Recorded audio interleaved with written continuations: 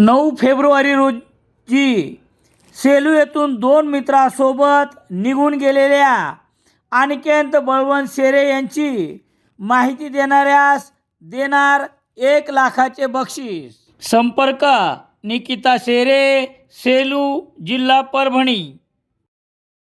परभणीसह संपूर्ण राज्यात गाजलेल्या संविधान प्रतिकृतीच्या विटंबनेच्या मुख्य आरोपी याने सोमवार 12 जानेवारी रोजी मिर्झापूर येथील आपल्या राहत्या घरी आत्महत्या केल्याचे उघडकीस आले आहे। याबाबतची माहिती याप्रमाणे।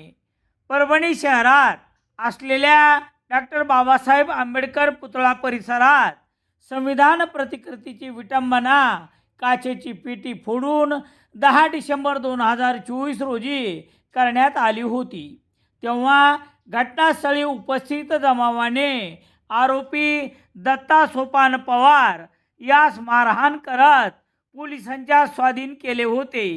या प्रकरणानंतर आंबेडकरी समुदायाने मोठा संताप व्यक्त केला होता। संघटनेच्या वतीने 11 डिसेंबर रोजी ठेवलेल्या बंदला हिंसक वळण लागून दंगल सदृश्य परिस्थिती निर्माण झाली होती। शांतता व सुव्यवस्था अबाधित ठेवण्यासाठी पोलिसांना लाठीचार्जही करावा लागला होता। या घटनेत जखमी झालेल्या सोमनाथ सूर्यवंशी याचा उपचारादरम्यान मृत्यूही झाला होता।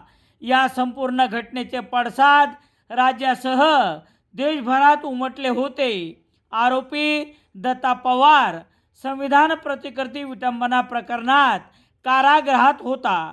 त्याची जामीनवर मुक्तता झाल्यानंतर मूळ गावी मिर्झापूर येथे राहत असताना सोमवार 12 जानेवारी रोजी सकाळी 8 वाजता त्याने राहत्या घरी गळफास घेऊन आत्महत्या केल्याचे उघड झाले आहे।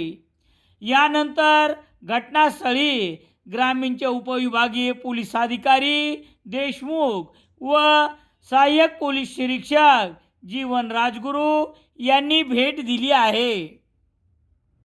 दैनिक लोकसत्ता सेलू शहरात मिळण्यासाठी संपर्क Balaji newspaper agency, bus stand, Selu.